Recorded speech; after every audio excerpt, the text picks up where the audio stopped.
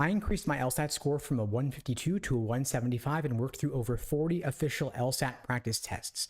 The less impressive part is that it took me over an entire year, and I probably could have done it in less than half the time. Far too many of the students I speak with are taking test after test after test, burning through valuable practice material when they should be taking fewer exams and reviewing them in more depth. So when we look at what's it going to take for you to score a 170 or above on the LSAT, it may not be that you need to put in more time, but instead, maybe you could actually be putting in less time if you studied more efficiently. A lot of students I speak with fall into the trap of taking a timed practice test every single day. They figure there's dozens of practice tests, dozens of days left till the test, do one single exam every single day, and then the score will improve simply as a function of how many tests you take. The key piece of the equation that is missing here, however, is taking the time to review and learn from your mistakes. If you were to do half the practice tests and review those mistakes in depth, you could get a bigger score increase. On average, the typical student can expect to increase their LSAT score by 1 point for every practice test they do. So maybe you do 20 exams, you improve your score 20 points. Maybe, maybe not.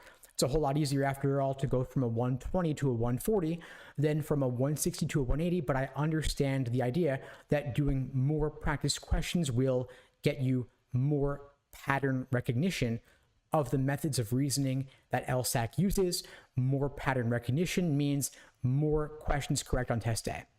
That makes sense. However, you could get a bigger score increase by doing fewer practice questions if you thoroughly review the mistakes you were making to get a deeper understanding of those methods of reasoning. Because the better you understand the methods of reasoning that LSAC is using, the more likely you are to spot them on test day, and the more likely you are to be able to do so quickly. So to put it a different way here, when I see a new LSAT question, it's not really my first time seeing that question because I've seen that method of reasoning before. Maybe it was in a different context. Maybe the topic was different. Maybe the question type was different, but the underlying method of reasoning was the same, because it turns out that the people who make the LSAT are actually really lazy. They love taking old questions and just remixing them a little bit and passing it off as something new.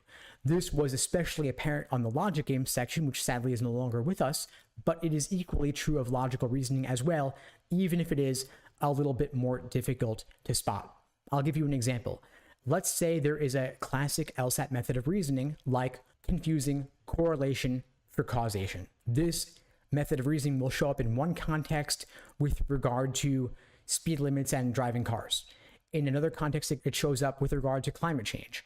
In another question, it shows up with regard to dinosaur extinction. Same method of reasoning, different topics. Correlation causation can be tested, of course, in flaw questions, but also in strengthen, weaken, resolve the paradox, and so on. Now, there are plenty of other methods of reasoning as well, some of which are not classic, but are rather more unique or atypical. But either way, they still show up every now and then. The more LSAT questions that you are exposed to, and the better you understand those methods of reasoning, the more likely you are to recognize and understand that method of reasoning when it shows up in a new, unique situation with a different perspective put on it, meaning a different question type. So one context, correlation causation question, dinosaur extinction, flaw. Another context, same correlation causation method of reasoning, but this time it's a strengthening question and it's about cars and speed limits.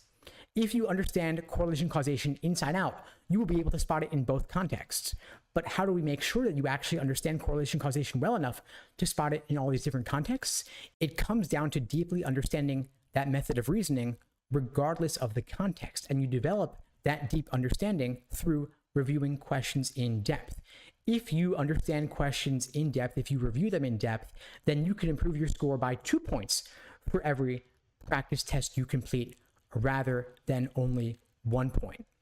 So this means you could do half the practice tests, but review in depth and get the same increase, or if you were to perhaps spread your LSAT prep over a slightly longer period of time, you could get a much larger LSAT score increase because you would be able to do an equal number of practice tests as the other approach, But by reviewing in depth, you would be doubling your LSAT score increase that you get from your LSAT prep. If you'd like my help with this, of course, at LSAT Unplugged, we walk you through this Socratic review method process in our live one-on-one coaching programs and our small group coaching programs as well. And it is especially important now that the LSAT has changed that you work on logical reasoning, because it is now 2/3 of the test.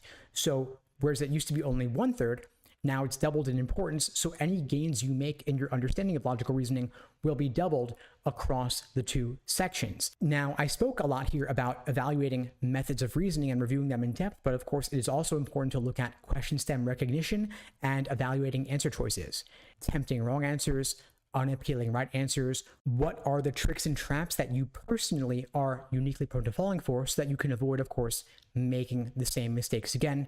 That's what it's all about. In the meantime, I wish you all the best and take care.